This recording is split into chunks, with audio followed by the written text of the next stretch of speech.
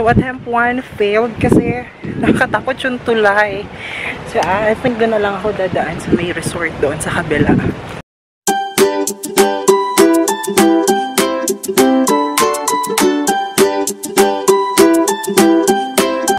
Hello guys! Good morning and welcome back to my channel. This is a new mom, Sheila Pacherang Sadie, ang Hishi Eat ng Thailand, live here in Bali, Indonesia.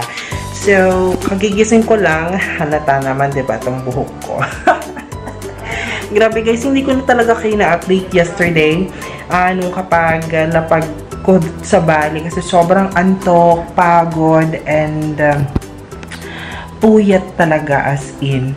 So, ngayon, nandito na ako sa hotel ko, nasa Seminyak area, and I'm staying here sa Diva Service Apartment. So, itong pinili ko dun sa hotel kasi I found this one na mas mura for long stay kasi diba I'll be here in Bali for 7 days. And wala naman akong ka-share sa accommodation or sa hotel, so I've decided to book here. And then, maganda siya guys, as in.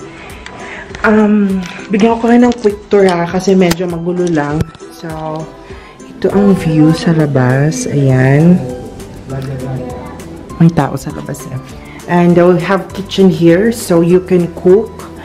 Ayan. May mga utensils din na konti. Ayan. So, my stove, my, what you call that? Rectifier panel. They have flat screen TV. They have sofa. Ayan, nag-edit ako ng video. They have fridge and a good thing they have breakfast. So, nag-deliver sila ng breakfast for 2. Scrambled omelette egg and bread. Plus ketchup. And then, ayan, ang bed nila, it's a double bed. It's a big double bed as in. Parang queen size bed na nga siya. Diba? Ayan, and they have toilet. Ang toilet medyo may amoy lang, pero okay lang naman kasi toilet naman eh. Ayan siya. And then, you have AC. And meron ditong hangeran sa labas. Ay, teka yung panty ko. Ayan, so, ito, ayan. Ayan siya, guys.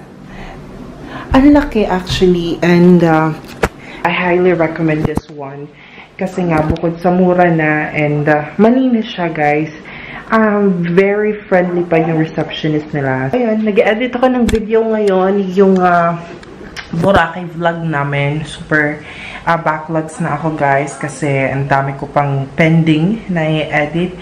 And today, wala talaga akong nakaset na itinerary, but mag-rent ako ng motor, mag-coffee ako, maghanap ako ng mga coffee shop near dito sa area ng Seminyak.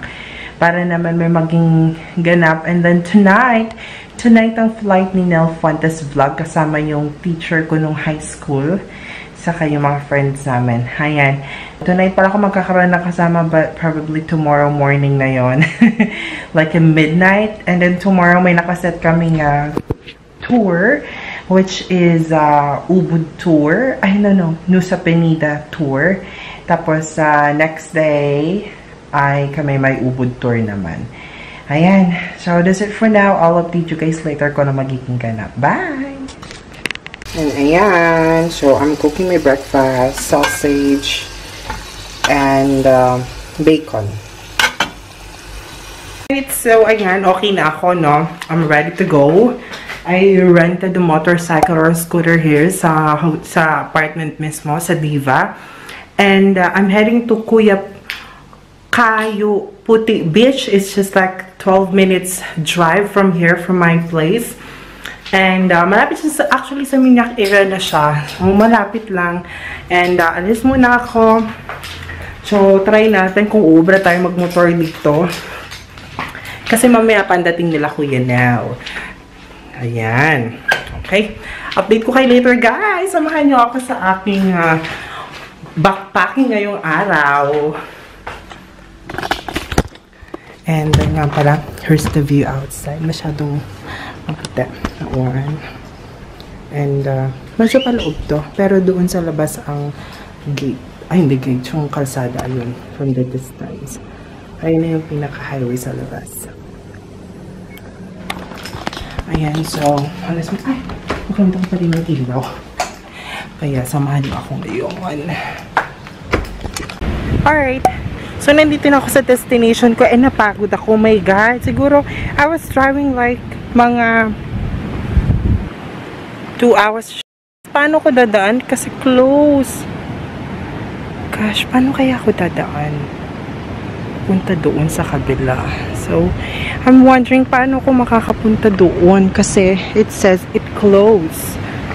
So, I wanna know kung paano makapunta doon. Pero kasi nakalagay do not pass. So, huwag na i-push. Excuse me! Daan na lang ako sa kanila. Sundan ko sila. Ayun.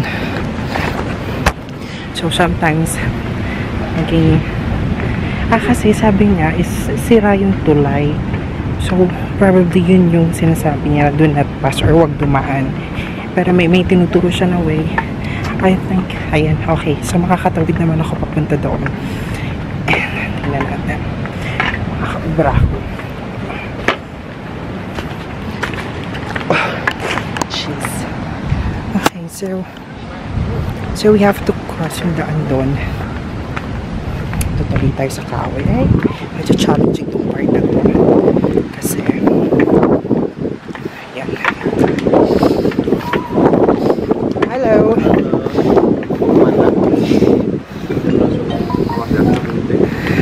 Okay, so yung sinasabi niya palang sirang tulay. Sanay tayo sa balance. So, attempt 1 failed kasi nakatakot yung tulay. So, I think doon na lang ako dadaan sa may resort doon sa kabila. Or, maybe, I could find other way.